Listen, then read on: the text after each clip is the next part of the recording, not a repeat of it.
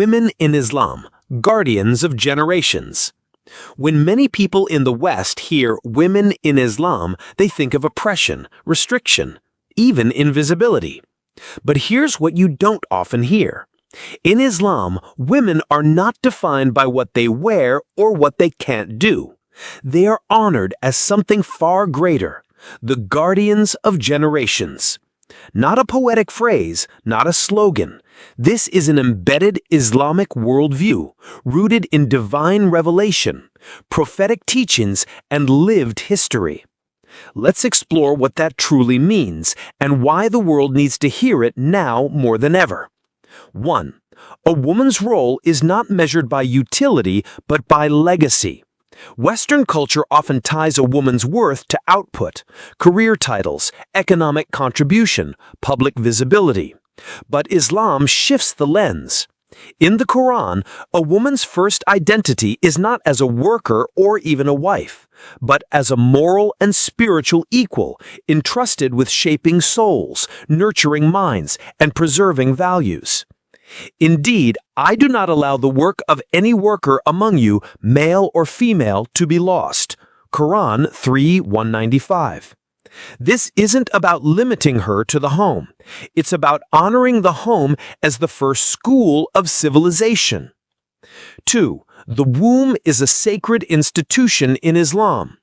The Arabic word for womb is al-Rahim, from the same root as al-Rahmah, which means mercy.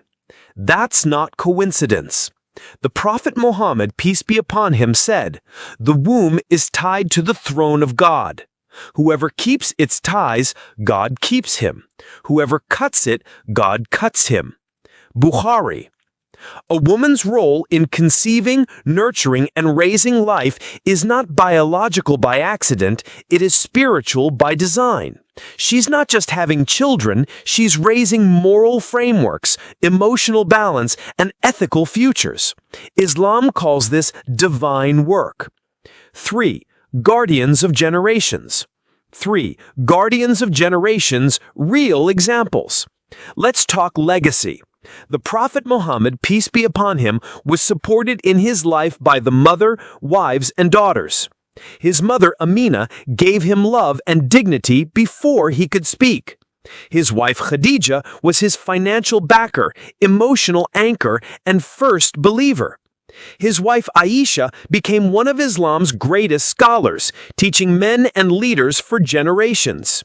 His daughter, Fatima, carried the light of prophetic legacy. These weren't side characters, they were pillars of moral history. They weren't just behind great men, they were behind great nations because they shaped the souls who built them. 4. Islam doesn't diminish a woman's situation, it elevates its purpose. Islam never says a woman must be confined, but it does say she should be protected, honored, and never reduced. In an age that commodifies women, Islam declares, her worth is not in her body, but in her soul.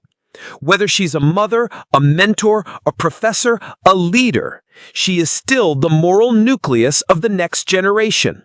And that's not small work, that's civilizational engineering. No empire in history survives without strong women at its ethical and cultural core. 5. Why this view still matters today.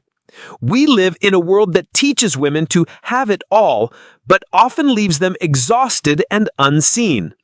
Islam offers an alternative message. You don't have to do everything to be valuable. Raising human beings with character, love, and guidance is not a fallback, it's a mission. That doesn't mean women can't lead in the workplace, politics, or academia. But Islam says, if you raise a generation with faith, integrity, and clarity, you've already changed the world. And the modern world needs this message, because too often we measure success, but forget to build successors.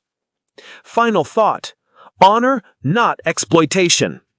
Islam's view of women is not confined to rights or roles. It's grounded in responsibility, respect, and reverence. The Prophet Muhammad, peace be upon him, said, "The best of you is the one who is best to his women."